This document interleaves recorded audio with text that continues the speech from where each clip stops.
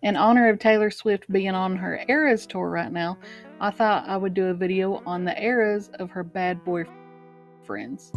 And so, what we're going to do is go through her top 3 bad boyfriends. Now, I'm going to start with someone who didn't make the top 3. He just gets an honorable mention, and it's Harry Styles.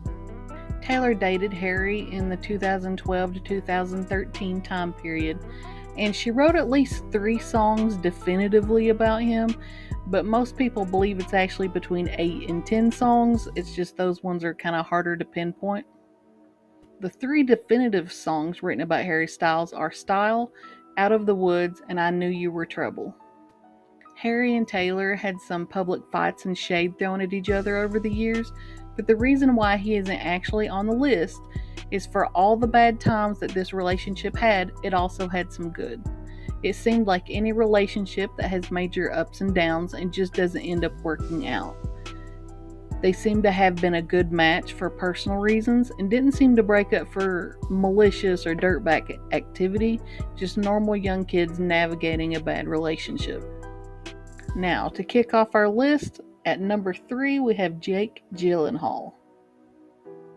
In the fall of 2010, Taylor and Jake Gyllenhaal had a brief and seemingly intense romance that ended when he didn't show up for her 21st birthday party after telling her that he would be there. It is referenced in the song The Moment I Knew. While a lot of the details of what went on wrong between them aren't known publicly, as some of her other fights with Harry Styles was, she wrote a now iconic song called All Too Well about Jake Gyllenhaal and their breakup. In this song, she references a lot of major things that we know to have happened that identifies their relationship. It was in the fall. He took her to meet his sister. She wore a particular gray scarf in the paparazzi pictures that fall, and years later he has still been seen pictured in it as the song references, and he didn't show up to her birthday after promising that he would be there. That is why, although she hasn't come out and revealed that this song is about him, the fans have pegged it to be about him. And in this song that she released a 10-minute version of recently, she paints the image of an extremely self-involved boyfriend who is cruel in the definition of gaslighting. A grown man that promises the world and then leaves her alone in it. In the 10-minute long video, she has more lyrics than the first version, and they reference his cruelty and lying more than once.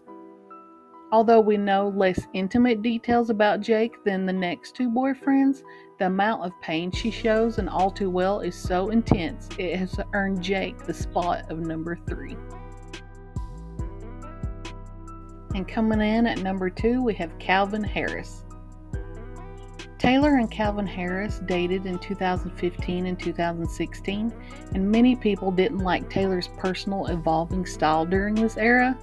Taylor, who usually had natural tones in her hair and makeup, went full ice blonde in this period, as well as dressing more edgy.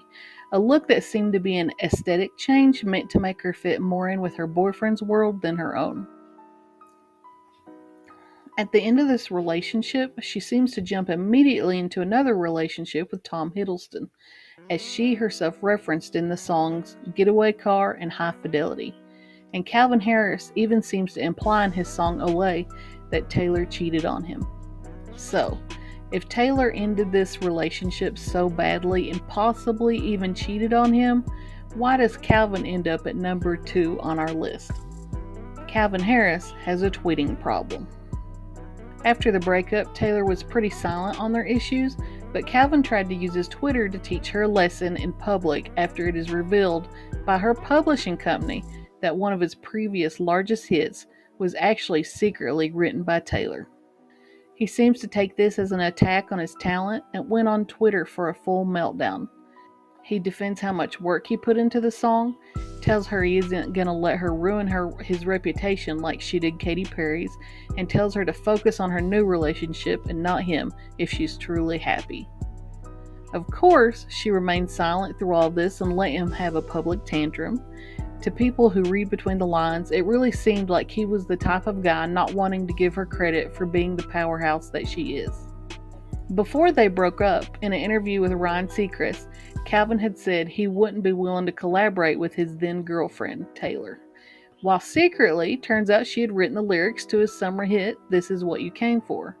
So in the song High Fidelity, Taylor writes, "Do you really want to know where I was April 29th?" Which, as it turns out, was the release date for the song she secretly wrote for him and he didn't want the public to know. Overall, the public seems to think he tried to act as if he was in a different and better lane than her musically, while using her, and also trying to change her, which is why aesthetically her makeup and hair and clothes were so drastically different than at any other time. I'm sure that number one is going to come in as no surprise to anybody, John Mayer. John Mayer, at 32 years old, was dating Taylor Swift in the 2000-2010 time range when she was 19 years old. John has been known to kiss and tell about many of the celebrities he hooked up with. He has dated a long line of celebrity women, particularly singers, and deserves to have an entire video about those relationships all by himself. So it is ironic that when Taylor wrote a song about him and titles it Dear John, that he lashed out and called her immature publicly. In the 2012 issue of Rolling Stone, he said, "It made me feel terrible because I didn't deserve it. I'm pretty good at taking accountability now, and I never did anything to deserve that.